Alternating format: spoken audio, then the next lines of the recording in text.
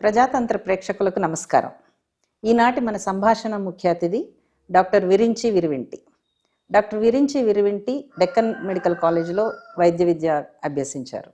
తర్వాత కిమ్స్లో clinical కార్డియాలజిస్ట్గా training అయ్యారు. ఈరోజు ప్రజారోగ్యం గురించి, మరీ ముఖ్యంగా తెలంగాణలో రావాల్సినటువంటి ప్రజారోగ్య పాలసీల గురించి, ప్రభుత్వ విధానాల గురించి, ప్రజల అవగాహన ధోరణుల గురించి విరించి గారి మాటల్లో తెలుసుకుందాం.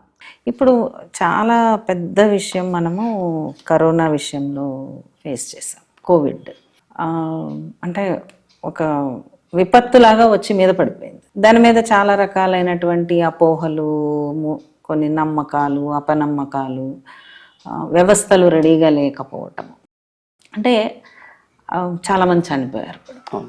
అంటే దాన్ని ప్రివెంట్ చేయగలిగినటువంటి అవకాశం మనకి ఉన్నదా యాక్చువల్గా, లేకపోతే అది అట్లా జరగాల్సి ఉంది కాబట్టి లేదండి. యాక్చువల్గా పాండమిక్లు వస్తాయి అనేది మనకు దాదాపు 2000 నుంచే మనకు ఐడియా వచ్చింది. బికాజ్ మా మధ్యలో కూడా సార్స్ సంబంధించిన కొన్ని పాండమిక్స్ వచ్చాయి. కరోనా ఇంత పెద్దగా వస్తుంది అని చెప్పి ఎవరికి తెలియదు. చాలా నిజంగా మీరు అన్నట్టు అది విరుచుకోబడింది యాక్చువల్.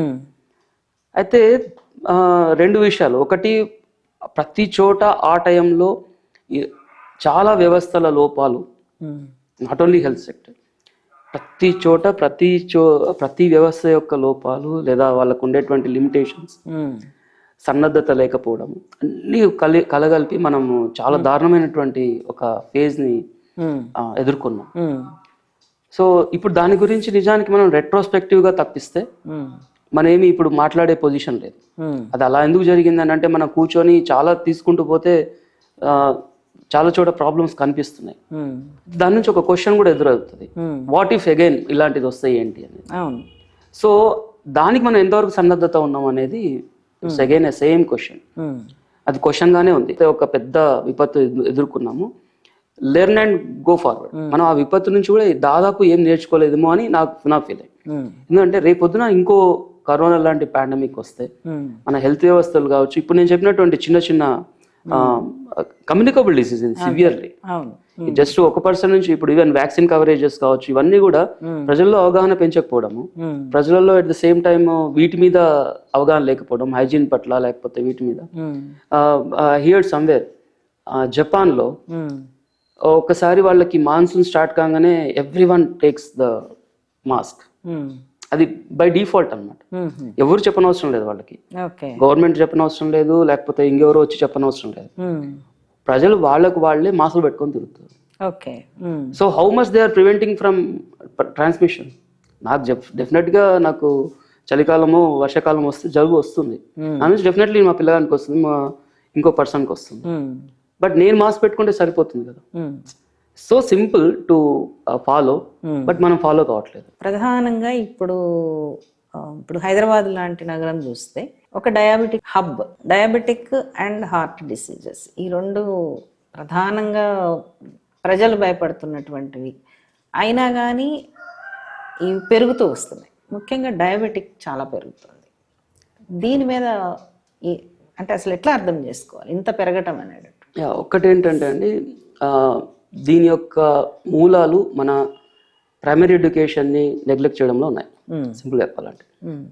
సో ఈరోజు చూస్తే ప్రైమరీ ఎడ్యుకేషన్ ఏదైతే జరుగుతుందో, మనం అంతా ఒక కార్పొరేటైజేషన్ జరిగి మార్కులు, ర్యాంకులు అనే ఒక ధోరణిలో వెళ్ళిపోతా ఉంది.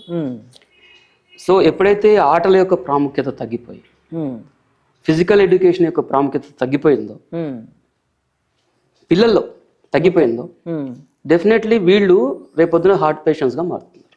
ఓకే. సో ఈరోజు మీరు అంటే నేను మూలాలు ఎందుకు చెప్తున్నానంటే, ఇది మనకి ఇప్పుడు డైరెక్ట్ కనిపిస్తుంది, డైరెక్ట్గా వీ కెన్ విజువలైజ్. మీరు ఎక్కడికన్నా ఎనీ ప్రైవేట్ స్కూల్స్కి వెళ్ళి చూడండి, అసలు గేమ్స్కి వాళ్ళకి స్పేస్ లేదు, ప్లే గ్రౌండ్ లేదు, ఆడుకోవడానికి ఒక పీరియడ్ లేదు. ఉన్నా కూడా ఆ రోజు ఎవరో మ్యాథ్స్ టీచరో సైన్స్ టీచర్ వచ్చి వారానికి ఒక రోజు గేమ్స్ పీరియడ్ అది మరీ హాస్యాస్పదం. వారానికి ఒక రోజు ఒకవేళ ఉన్నా కూడా ఆ రోజు, ఎందుకంటే మా పిల్లలు చెప్తుంటారు ఈ రోజు గేమ్స్ పీరియడ్ అని చెప్పి చాలా హుషారుగా వెళ్తారు వాళ్ళు. ఏమైందిరా అంటే లేదు వాళ్ళు మ్యాథ్స్ టీచర్ వచ్చి మ్యాథ్స్ చెప్పింది. So they don't have. Okay. అంటే ఇది మనకు కనిపిస్తుంది విజువల్ గా. మనకు ఒక 30 years బ్యాక్ ఏం జరిగిందో తెలియదు. 30 years బ్యాక్ కూడా ఇలాంటి సిచ్యువేషన్ ఉండొచ్చు. అంటే ఇప్పుడు ఎవరికైతే 50s 40s ఉండే వాళ్ళకి హార్ట్ అటాక్స్ వస్తున్నాయో వాళ్ళకు కూడా ఇలాంటిదే ఉండాలి. గేమ్స్ పీరియడ్ లేకపోవడము, లేకపోతే వాళ్ళకు దాని మీద ధ్యాస తగ్గి ఉండడం. సో దాంతో వాళ్ళ యొక్క అంటే మారుతున్న జీవన పరిస్థితులు ఎస్, బట్ అది ఈవెన్ స్కూల్ లెవెల్ నుంచి ఉంది అంటున్నాను. స్కూల్ లెవెల్ నుంచే వాళ్ళకు క్రమశిక్షణ లేదు, వాళ్ళలో ఫిజికల్ ఎడ్యుకేషన్ కి సంబంధించిన అవేర్నెస్ లేదు. So by the time they are coming 30 to 40s. So వాళ్ళకి పూర్తిగా ఇప్పుడు ఉండేటువంటి మోడర్న్ కంప్యూటరైజేషన్ కావచ్చు, లేకపోతే ఎక్కువ కష్టపడని ఒక జీవితము, బైక్స్ తర్వాత కార్స్ అన్నీ వచ్చేసాయి. సో వాకింగ్ లేదు, అంటే ఎక్కడ కూడా ఫిజికల్ శారీరకమైనటువంటి శ్రమ లేని ఒక అట్మాస్ఫియర్ మనం క్రియేట్ చేసుకున్నాం. సో దీంట్లో హార్ట్ అటాక్స్, ఎందుకంటే ఇవన్నీ మెటబాలిక్ జబ్బులు. డయాబెటీస్ అనేది మెటబాలిక్ జబ్బు, మన లోపల ఉండేటువంటి మెటబాలిజమ్స్ లో ఉంచినటువంటి తేడాల వల్ల వస్తున్నటువంటి జబ్బు అది. ఈ మెటబాలిజం కి ఇంత తేడా రావడానికి కారణం స్కూల్ లెవెల్ నుంచి ఒక 30 years 40 years నుంచి స్టార్ట్ అయింది. సో అది మళ్ళీ ఈ తరానికి వచ్చేటాలకి, ఈ టైంకి వచ్చేటాలకి ఈ రకమైన న్యూవర్ లైఫ్ స్టైల్స్ అడాప్ట్ చేసుకుంది. ఇలా ఉన్నప్పుడు ఆబ్వియస్గా పెరుగుతాయి. అయితే ఇక్కడ కూడా చాలా మారింది. ఎస్. అయితే ఇక్కడ ఒక ఇంపార్టెంట్ విషయం ఏంటంటే 2005లో WHO ఒక అనౌన్స్మెంట్ లాంటిది చేసింది. India is going to become a hub of heart attacks.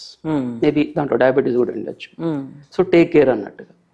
So దానికి కొన్ని చర్యలు చేయాల్సిన అవసరాలు కూడా ఉన్నాయి, అవేం చేయలేదేమో అని నా ఫీలింగ్. అంటే 2005లో వార్నింగ్ ఇచ్చింది, నౌ ఇట్ ఈస్ 2024. ఏమేమి చేయాలని చెప్పారు వాళ్ళు? అంటే బేసిక్ అండి, ఇప్పుడు మనకు రీసెంట్ గా WHO ఒక ఇది ఇచ్చింది, 50% ఆఫ్ ఇండియన్స్ కి మినిమం ఉండాల్సినంత ఫిజికల్ ఎడ్యుకేషన్ కూడా లేదు, శ్రమ లేదు అని. సో వీళ్ళందరూ హార్ట్ జబ్బుల బారిన పడుతున్నారు అని. అంటే 2005 నుంచే ఈ అలారమ్స్ వస్తున్నాయి. సో ఈ అలారమ్స్ ని మనం ఎందుకు అడ్రస్ చేయట్లేదు అనేది నా ప్రశ్న. ఇప్పుడు for example, why it is not a very strict thing to introduce a games period in the schools. And ఇప్పుడు మనం ఎగ్జామ్స్ రాస్తున్నాం, మ్యాథమెటిక్స్ సైన్స్ అన్ని రాస్తున్నాం. Why not a physical education exam కూడా ఉండాలి. బట్ పిల్లగాడు ఇంత హైట్ ఎగరాలి, అంత దూరం దుంకాలి అనేది ఎందుకు మనం పెట్టట్లేదు? అలా దుంకితేనే పాస్ చేస్తాం, లేకపోతే అది కూడా subject. If is not getting pass again come back same class. అంటే ఎంత స్ట్రిక్ట్ గా మనం, అంటే సో సింపుల్ టు ఇంప్లిమెంట్ చేసినామంటే ఆ ఒక తరం, ఇప్పుడు ఉండే ఈ యంగ్స్టర్స్ ఫస్ట్ నుంచి 10th class ఉండే తరం వచ్చే పిల్లలందరూ రేపు పొద్దున 40 years అయినప్పుడు దే విల్ వెరీ హెల్దీ. మనం అది చేయట్లేదు, మనం వదిలేస్తాం. మనం టోటలీ బై 30 ఏళ్ల కల్లా వాడు IIT దేంట్లోనో సైంటిస్ట్ అవుతాడో ఏదో అవుతాడు. బట్ 35-40 కల్లా హార్ట్ ప్రాబ్లమ్స్, డయాబెటిక్స్ లోకి వెళ్ళిపోతుంది. సో మనకి ఏది ప్రయారిటీ? సో వై అంటే ఇది కావాల్సిందే, వాళ్ళు మంచి చదువులు చదవాల్సిందే. బట్ ఎట్ ద టైం మనం ఎందుకు హెల్త్ నెగ్లెక్ట్ చేస్తున్నాం? ఇది ఒక పాయింట్. అంటే ఫిజికల్ ఎడ్యుకేషన్ ని చాలా సీరియస్ గా తీసుకొని దాన్ని ఇంప్లిమెంట్ చేసి ఈవెన్ ఎగ్జామ్స్ కరికులంలో, ఎగ్జామ్స్ లో కూడా అదొక పీరియడ్, దానికి ఒక సబ్జెక్ట్. ఒలింపిక్స్ లో పథకాలు వచ్చినా రాకపోయినా కనీసం దీనికి ఆరోగ్యం కోసం. ఎగ్జాక్ట్లీ. అంటే ఇప్పుడు చూడండి, ఒలింపిక్స్ లో పథకాల కోసం మనం చాలా ఇన్వెస్ట్ చేస్తున్నాం, వాళ్ళకి ట్రైనప్ కోసం, దానికోసం. అది చేయొచ్చు, పర్లేదు, that's fine. But we're not totally neglecting our kids at the cost of. అంటే మనకు ఒలింపిక్స్ పథకాలే ఇదైపోయినాయి కానీ, గోల్స్ అయినాయి కానీ, వీళ్ళు ఆరోగ్యంగా ఉండడం గోల్ కాలేకపోయింది. ఇక్కడ ఉంటున్నారు, అక్కడ ఒకళ్ళే ఉంటున్నారు. సో మనం we want to shift that, దాని నుంచి దీనికి. రెండోది, ఇప్పుడు పెరుగుతుంది, ఇప్పుడు ఒబెసిటీ పెరుగుతుంది, డయాబెటీస్ పెరుగుతుంది. ఇంత ఉన్నప్పుడు why can't we give a government నుంచి ఒక ఇనిషియేటివ్, ప్రతి చోట హోర్డింగ్ పెడదాం, వాకింగ్ చేయండి. ఇప్పుడు ఆ హోర్డింగ్స్ ఉండవు, రాజకీయ నాయకుల హోర్డింగ్స్ కనిపిస్తాయి, అవి కనిపిస్తాయి, ఇవి కనిపిస్తాయి. బట్ డూ ఎక్సర్సైజ్, రోజు వాకింగ్ చేయండి, మీ ఆరోగ్యాన్ని కాపాడుకోండి, రోజు 5 kilometers చేయండి, 10 kilometers చేయండి అని చెప్పేసి బోర్డింగ్స్ ఎందుకు పెట్టట్లేదు? అంటే అప్పుడెప్పుడో ఒకటి టీబీని అరికట్టడం కోసం డాట్స్ అని చెప్పేసి చెప్పారు, జహీర్ ఖాన్ తోటి ఒక యాడ్ ఇచ్చేది. అప్పుడు అది ఎమర్జెన్సీ కాబట్టి ఇచ్చారు. తర్వాత ఎయిడ్స్ గురించి కూడా మనం చూసాం, ఇచ్చారు. అంటే ఆ ఎమర్జెన్సీ కొద్దిగా వెళ్ళింది. ఆ ఎమర్జెన్సీస్ని ఎట్లయితే డీల్ చేసామో ఇప్పుడు వీటిని కూడా అట్లా చేయొచ్చు కదా. ఇంత హార్ట్ ప్రాబ్లమ్స్ పెరుగుతున్నాయి, డయాబెటీస్ పెరుగుతుంది, సెలబ్రిటీస్ తోటి, క్రికెట్ ప్లేయర్స్ తోటి, why can't give a word? మీరు రోజు వాకింగ్ చేయండి, మీరు రోజు ఇది చేయండి, మీ పిల్లల్ని ఫిజికల్ ఎడ్యుకేషన్ ట్రైనింగ్ చేయించండి. So why can't it's a government policy so that it will go into the seep into the people's brain. ఎడ్యుకేషన్తో పాటు ఇది కూడా ఇంపార్టెంట్ అనేది చాలా గట్టిగా ఎందుకు తీసుకెళ్ళకూడదు? అంటే మన లైఫ్ స్టైల్లో చాలా మార్పులు వస్తున్నాయి కదా, అలా లైఫ్ స్టైల్ కింద వచ్చేటటువంటి జబ్బులకి మధ్య ఉండేటటువంటి నాన్ కమ్యూనికబుల్. ఓకే, సో ఇంతకుముందు మనం డిస్కస్ చేసుకున్నట్టుగా నాన్ కమ్యూనికబుల్ డిసీజెస్ మెయిన్గా లైఫ్ స్టైల్ రిలేటెడ్ ఇవి అనుకుంటున్నప్పుడు చాలా మీరు అన్నట్టుగా చాలా వేగంగా మార్పులు రావడము, మన లైఫ్లో చాలా గ్యాడ్జెట్స్ వచ్చి చేరడము, టెక్నాలజీ చేరడము, there are so many things. అంటే ఎప్పుడైతే మేబీ ఒక సమాజం చాలా ఫాస్ట్గా డెవలప్ అవుతున్నప్పుడు ఇలాంటి కొత్త కొత్తవి వస్తాయేమో ఎవరు కూడా అర్థం కూడా కావట్లేదు ఎక్కడి నుంచి వస్తున్నాయి ఏంటి అనేది. సో దీంట్లో మనము ఎస్పెషల్లీ ఫుడ్ తీసుకునే ఫుడ్ ఐటమ్స్ మారడం, అంటే వెస్టర్నైజేషన్ అనే ఒక పాయింట్ ఆఫ్ వ్యూలో వెస్ట్ వాళ్ళు ఉండేటువంటి చాలా అవుట్లెట్స్, మెక్డొనాల్డ్ కావచ్చు, సమ్ ఈ fast food centres, starch based foods, maida based foods, అవి మీరు మొత్తం త్రూఅవుట్ ఇండియా స్ప్రెడ్ అయి ఉన్నాయి.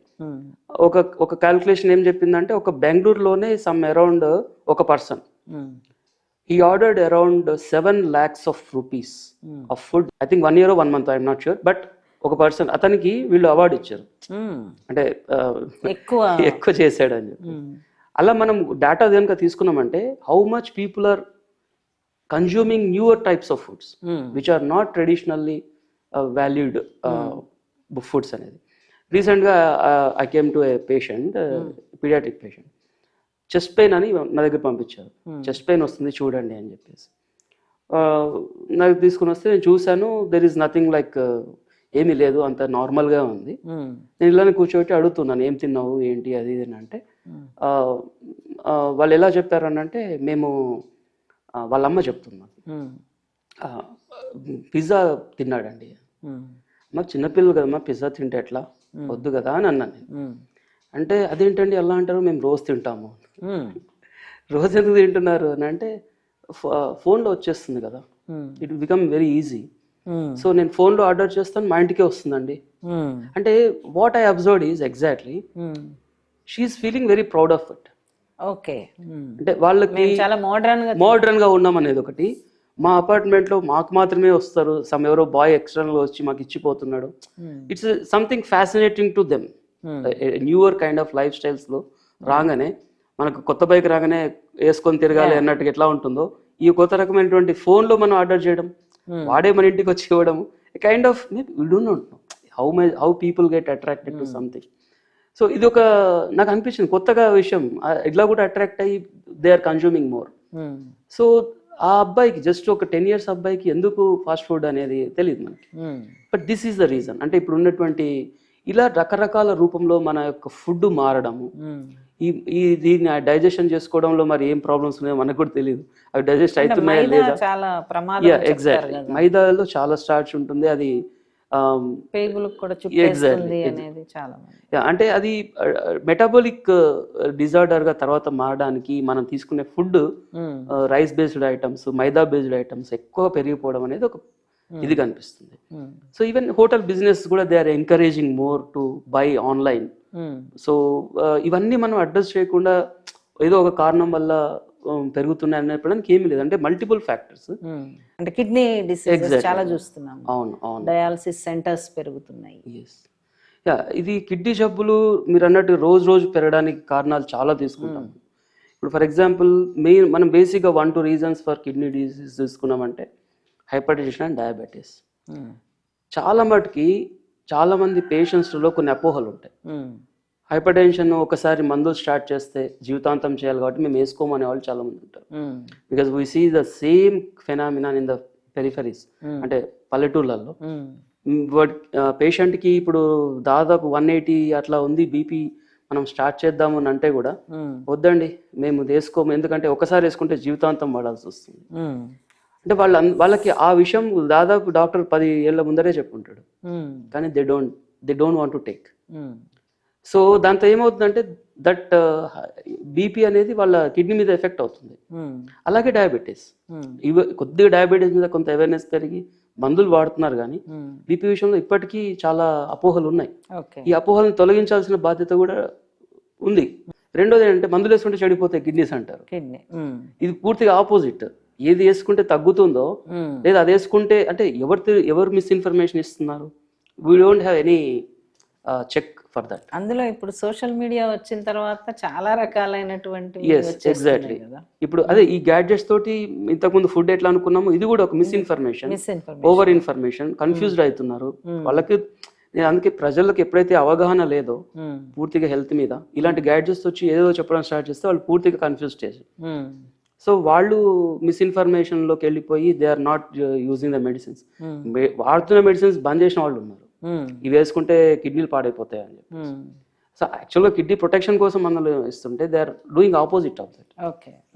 ఎంత అంటే ఇది ఎంత చాలా క్రైమ్ కదా, but there is no check on that. Industries, so industries wastages కానీ వాటికి ప్రాపర్ డ్రైనేజ్ సిస్టమ్స్ లేకపోవడము, అగ్రికల్చరల్ రన్ ఆఫ్ నుంచి వస్తున్నటువంటి పెస్టిసైడ్స్ ఇవన్నీ వాటర్లో కలవడము, ఫుడ్లో కలవడము, బయోమాగ్నిఫికేషన్ అంటాం.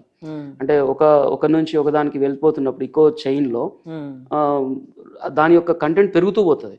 అంటే మనం తినేది ఆకుకూరనే కావచ్చు, బట్ దాంట్లో చాలా విష పదార్థాలు ఉండిండొచ్చు, హెవీ మెటల్స్ ఉండిండొచ్చు, మనకు తెలియదు. అంటే ఏ ఏరియా, ఇప్పుడు ఫర్ ఎగ్జాంపుల్ ఒక ఏరియాలో ఎక్కువ ఇండస్ట్రీస్ ఉన్నాయి, లేదా ఆ ఏరియాలో ఎక్కువ పెస్టిసైడ్స్ అవి అంటే కొద్దిగా ఈ కమర్షియల్ క్రాప్స్ వస్తున్న టైంలో they want create more commercial crops, వాళ్ళకి ప్రొడక్షన్ పాయింట్ ఆఫ్ వ్యూలో. So they use more. అలాంటి ఏరియాలో అసలు వాటర్ క్వాలిటీ ఏంటిది అనేది మనము, ఈవెన్ ఈ బయోమాగ్నిఫికేషన్ ఎంత జరుగుతుంది, తినేటువంటి ఆకుకూరల్లో కూరగాయల్లో ఎంత ఉందో కూడా మనకు తెలియదు. So that is to be addressed. అది అడ్రస్ చేయకుండా కేవలం కిడ్నీ జబ్బులు పెరిగిపోతున్నాయి, కొన్ని ఆటో ఇమ్యూన్ డిసీజ్ ఉంటాయి which we cannot do anything. అంటే కిడ్నీ జబ్బులలో ఆటో ఇమ్యూన్ వల్ల కూడా వస్తాయి, అది just like genetical related. But ఇన్ని అడ్రస్ చేయొచ్చు, ఇవన్నీ అడ్రస్ చేస్తే చాలా పెద్ద ఎత్తున ఉండవు కదా, కొద్దిమంది ఎగ్జాక్ట్లీ. అవి నిజానికి మీరు అన్నది 100% కరెక్ట్. చాలా మటుకి కారణాలు ఇవే, ఏదో ఒక few % of people auto immune వాళ్ళు. ఇవన్నీ కారణాలు మనం అడ్రస్ చేయకుండా కేవలం డయాలసిస్ సెంటర్స్ పెంచుకుంటూ పోవడం వల్ల, పెంచకూడదని కాదు, బట్ మనం ఇది how to eradicate that, how to prevent that, వీటిని చేయగలిగితే డెఫినెట్లీ మీరు అన్నట్టుగా ఇంప్రూవ్ అవుతుంది. ఇప్పుడు చూడండి, ఇంత బడ్జెట్ మనం ఇంతకుముందు అనుకున్నట్టు నాన్ కమ్యూనికబుల్ డిసీజ్ మీద ఇంత బడ్జెట్ పెడుతున్నాం. కిడ్నీ సెంటర్స్, డయాలసిస్ యూనిట్స్ పెట్టాలంటే ఎంత కష్టం, ఎంత ఖజానాలోంచి డబ్బులు కావాలి. కానీ అదే ఇది మనం ఇక్కడ ఉన్నటువంటి డ్రైనేజ్ సిస్టమ్స్ మీద, proper disposal of industrial waste మీద, అగ్రికల్చరల్ రన్ ఆఫ్ జరగకుండా చేసుకునే చర్యల మీద మనం ఇన్వెస్ట్ చేయగలిగినాం అంటే, డబ్బులు దాని మీదకి ఇన్వెస్ట్ చేయగలిగినామంటే బడ్జెట్ని, డెఫినెట్లీ అసలు వీటి యొక్క అవసరమే ఉండదు కదా.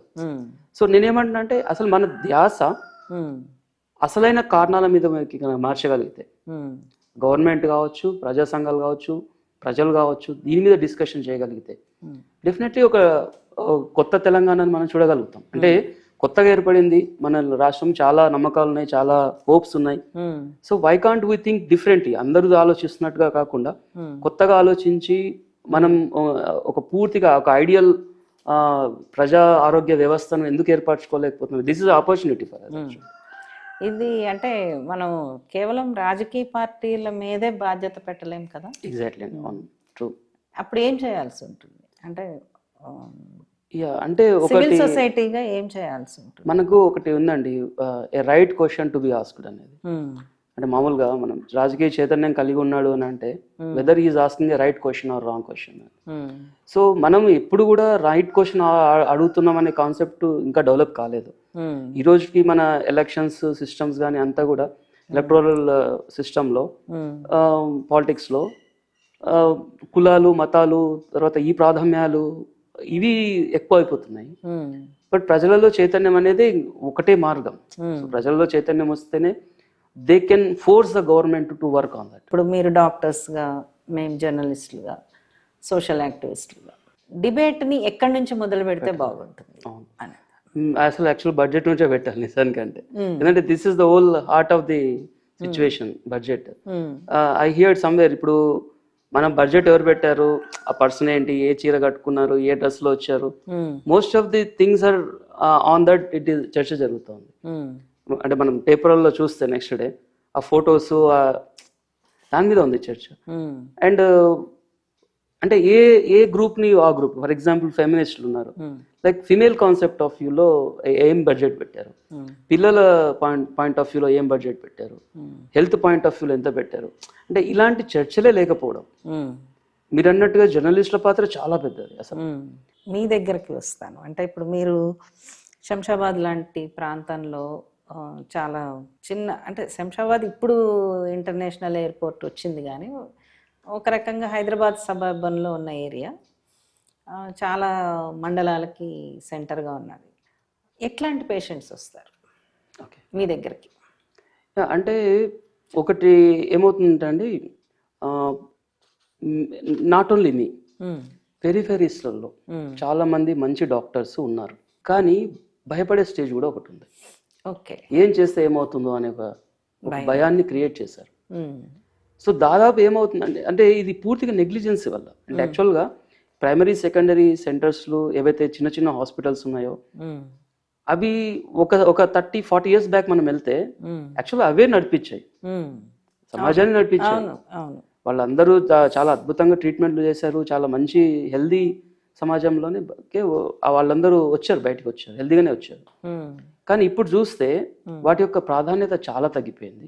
ఓకే, ఇప్పుడు ఫర్ ఎగ్జాంపుల్ నాకు తెలిసిన ఒక డాక్టర్ ఉన్నారు డిస్ట్రిక్ట్ హెడ్ క్వార్టర్స్లలో, ఒక హార్ట్ అటాక్ వస్తే they try to avoid the cases, they can treat it, but ఎందుకు వచ్చిన గొడవ అని, ఎందుకంటే ఏం జరిగినా కూడా కొట్టడాలు, తర్వాత పగలగొట్టడాలు, అంటే ఒక భయానక వాతావరణం డెఫినెట్లీ ఉంది.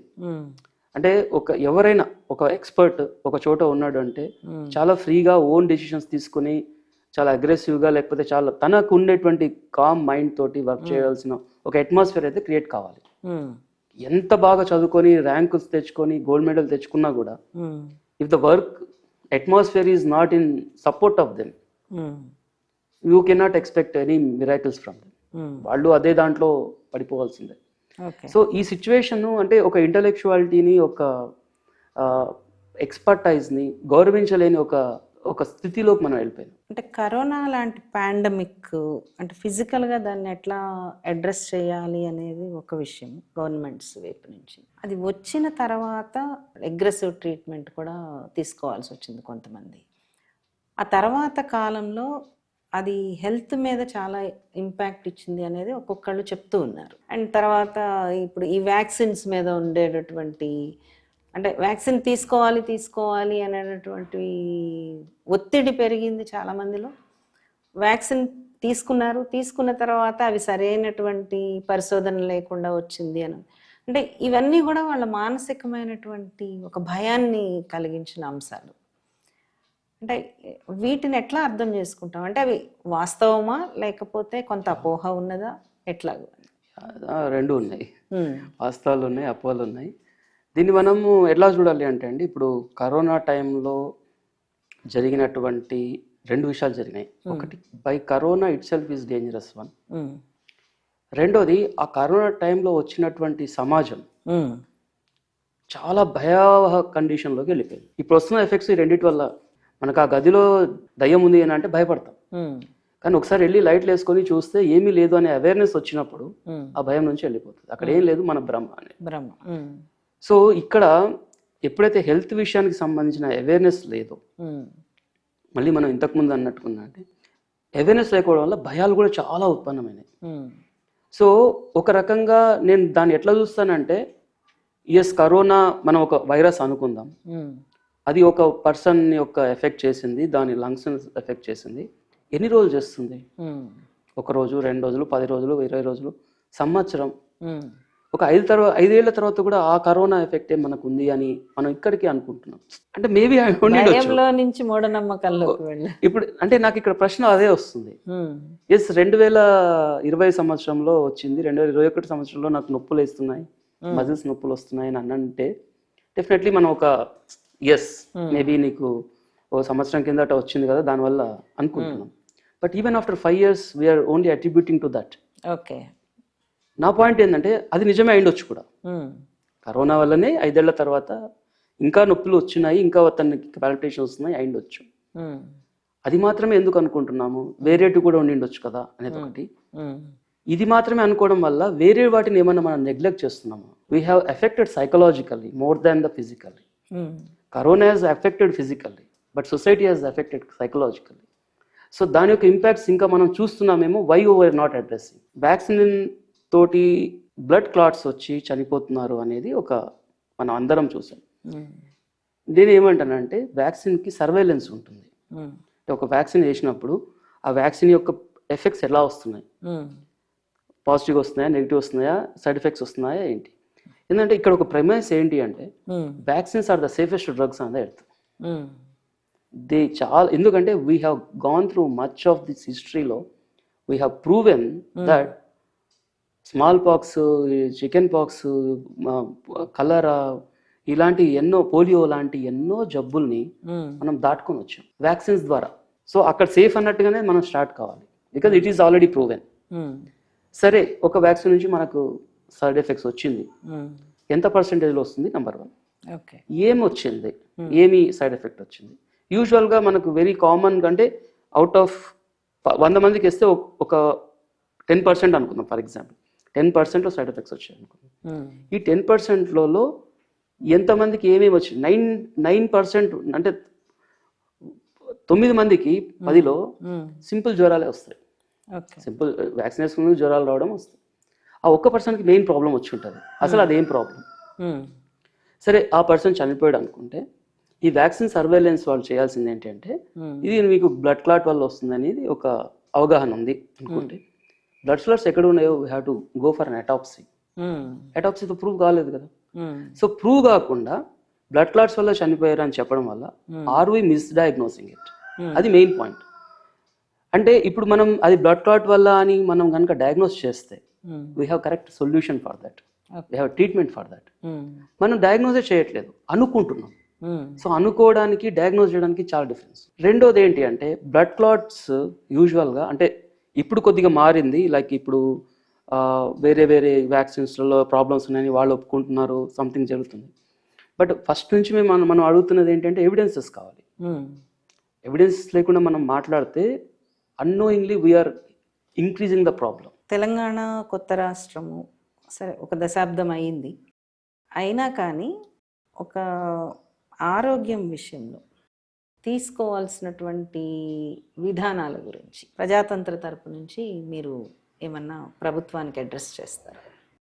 అంటే ఒక్కటి ఏంటంటే అండి, ప్రభుత్వాలలో ఉండేటువంటి అధికారులు అర్థం చేసుకోవాల్సింది, ఇండియా సపరేట్ ఎంటిటీ. జబ్బుల విషయంలో మనం చాలా విషయాల్లో ఫార్వర్డ్ ఉన్నాం. అంటే జబ్బుల విషయంలో మనం టాప్లో ఉంటాం. గుండె జబ్బులలో మనమే టాప్, టీబీలో మనమే టాప్, క్యాన్సర్లో మనమే టాప్, ఇప్పుడు నేను చెప్పిన సిఆర్ఎస్డీలలో మనమే టాప్. ఇలా చాలా విషయాలు, ఈవెన్ డెంగ్యూలో మనమే టాప్లో ఉన్నాం, మలేరియాలో మనమే టాప్ ఉన్నాం, టైఫాయిడ్లో మనమే టాప్ ఉన్నాం, వాట్ నాట్, వీఆర్ ఎవ్రీథింగ్. ఇలాంటి ఒక సిచ్యువేషన్ ఉండేటువంటి ఒక టైంలో we should have a very strict methods of addressing them. చాలా క్లియర్గా కమ్యూనికబుల్, నాన్ కమ్యూనికబుల్ డిసీజెస్ ఉన్నాయి, డిస్టింక్షన్ చాలా క్లియర్గా ఉంది. ఈ రెండింటిని దగ్గర పెట్టుకొని ఏది ఎక్కువ ఉంది, ఏది తక్కువ ఉంది, ఏ డేటాకి ఆ డేటా, అంటే ఏ ప్రాంతానికి ఆ ప్రాంతం. ఈ డిస్ట్రిక్ట్లో ఒకటి ఎక్కువ ఉండొచ్చు, ఒకటి తక్కువ ఉండొచ్చు, ఇంకో డిస్ట్రిక్ట్లో ఒకటి ఎక్కువ ఉండొచ్చు, ఒకటి తక్కువ ఉండొచ్చు. సో ఓవరాల్గా ప్రతి అంటే చిన్న చిన్న ప్రాంతాలుగా, మొత్తం ఓవరాల్గా స్టేట్ లాగా కాకుండా ఒక మండల్ ఏరియాలో ఎంత ఉన్నాయి, అలా ప్రతి డేటా వచ్చి దానికి అక్కడ ఉండేటువంటి అధికారులు పూనుకొని దాన్ని చేసే ఒక ఈ 2 రకాలైనటువంటి జబ్బులని అడ్రస్ చేస్తూ కనుక వెళ్తే, ఇంతకుముందు మనం మాట్లాడుకున్నటువంటి ఎనీమియా కావచ్చు, ఉమెన్ ఇన్ ఎనీమియా, తర్వాత ఈ FNH వాష్ అనేటువంటిది కావచ్చు, ఇవి ఎంత గొప్ప ఇనిషియేటివ్స్, మీరు కూడా అన్నారు అది. సో అంటే ఇవి గనక ఇంపార్టెంట్ గోల్స్గా మారి, దీస్ ఆర్ ద థింగ్. అంటే ఒక హైయెస్ట్ అధికారో లేకుంటే మనకున్నటువంటి రాజకీయ వ్యవస్థలో హైయెస్ట్ పొజిషన్లో ఉన్న వాళ్ళు దీని గురించి మాట్లాడాలి. కన్సల్టేషన్ పెట్టాలి యాక్చువల్గా చాలా మందితో ప్రభుత్వం. ఎగ్జాక్ట్లీ అండి. ఒక డైలాగ్ స్టార్ట్ చేయాలి. డైలాగ్ స్టార్ట్ చేయాలి. ప్రజా సంఘాలు మీలాంటి మేధావులు ఒక చోట కూర్చొని రిపీటెడ్గా చర్చలు జరగాలి. వేరియస్ ప్లేస్లలో జరగాలి. ఈ చర్చలు ప్రభుత్వానికి ఫోర్స్ చేయగలిగేటట్టు ఉండాలి. అంటే they should in a position to force them. దీని గురించి ఆలోచించండి అని వాళ్ళతో కూర్చొని చర్చించగలిగే ఒక అట్మాస్ఫియర్ కనుక వస్తే డెఫినెట్లీ నాకు తెలిసి అది అంటే ఈ గవర్నమెంట్స్ ఎంకరేజ్ చేయాలి. We are ready to take the opinions, ready to take the suggestions అనే ఒక అట్మాస్ఫియర్ లేకపోతే రాజుల కాలం లాగానే ఉంటామని అంటే కుదరదు. సో ఆ అట్మాస్ఫియర్ పోతుందేమో అనే ఆశ తెలంగాణలో అందరికీ ఉంది. So we do not know, waiting. నేను కామన్గా చూస్తున్నది ఒకటి ఏంటంటే మీడియాలో మనకు హెల్త్ రిలేటెడ్ ఇవి వస్తుంటాయి. అవి ఎవరు రాస్తారో కూడా ఒక్కోసారి అర్థం కాదు. చాలా మిస్టేక్స్తో ఉంటాయి. అంటే చాలా కొన్ని మూఢనమ్మకాలని కలిగించేటట్టుగా ఉంటాయి. నేనేమంటున్నానంటే ఈవెన్ మీడియాలో పెద్ద పెద్ద పత్రికలు ఏవైతున్నారో ఎప్పుడైతే హెల్త్ బులెటిన్స్, హెల్త్కి సంబంధించిన వార్తలు ఇస్తున్నామో ఒక డాక్టర్ని పెట్టుకోవాలి అంటారు. They should hire a doctor. ఆ రాసిండేది ఇది కరెక్టా కాదా? ఎందుకంటే నాట్ ఓన్లీ మెడిసిన్, ఈవెన్ సైన్స్కి సంబంధించిన ఏ మెటీరియల్ అయినా, అంటే నేను జర్నలిస్ట్ యొక్క పనితీరును, వాళ్ళ యొక్క డెడికేషన్ని నేను క్వశ్చన్ చేయట్లేదు. బట్ అల్టిమేట్లీ అది వాళ్ళ సబ్జెక్ట్ కాని సబ్జెక్ట్, వాళ్ళకి సంబంధించిన సబ్జెక్ట్. అది మీద చదివి దాని మీద ఎక్స్పర్టైజ్ అయ్యి వచ్చి రాస్తారు వాళ్ళు, అయినా కూడా తప్పులు ఉంటున్నాయి. సో ఎస్పెషల్లీ ఇవి తెలియకుండానే ప్రజలలో చాలా చాలా మూఢనమ్మకాలు క్రియేట్ చేస్తూ పోతాయి. సో హెల్త్ డెస్క్లో డాక్టర్ ఉండాలి అనేది ఒక కంపల్సరీ. ఈవెన్ ఇప్పుడు అంటే అది గవర్నమెంట్ వాళ్ళు కూడా దాన్ని కంపల్షన్ చేయొచ్చు. ఇప్పుడు ప్రతి స్కూల్లో ఒక సైకాలజిస్ట్ ఉండాలా అని చెప్పి ఏదో ఒకటి తెచ్చారు అని అన్నారు. అట్లా ప్రతి ఒక్క పేపర్లో హెల్త్ డెస్క్ వాళ్ళకి ఒక డాక్టర్ ఉండాలి అనేది పెడితే బాగుంటుంది అని అనిపిస్తుంది. Sorry. Thank you so much వీరేంచి గారు. మా ప్రజాతంత్ర ప్రేక్షకులతో చాలా విలువైనటువంటి విషయాలు మీరు పంచుకున్నారు. మీ అభిప్రాయాలని, మీ గ్రౌండ్ లెవెల్లో మీ పరిశీలనలు ప్రభుత్వం పరిగణలోకి తీసుకోవాలి. ఈ అంశాలన్నిటి మీద ఒక నిరంతరం ఒక డైలాగ్ అనేటటువంటిది జరగాలని చెప్పి మేము ఆకాంక్షిస్తున్నాము. నిజానికి ఆరోగ్యం గురించి ప్రజల్లో అవగాహన పెరగాలి, ప్రభుత్వాల్లో బాధ్యత పెరగాలి. ఇది అందరి ఆకాంక్ష. మనందరం ఆ వైపుగా కృషి చేద్దామని చెప్పి కోరుకుంటూ థ్యాంక్ యూ అండి. మీ ప్రజాతంత్ర దానికి వచ్చి మీరు ఆహ్వానించి నాతో మాట్లాడించేందుకు I am very very thankful. Thank you.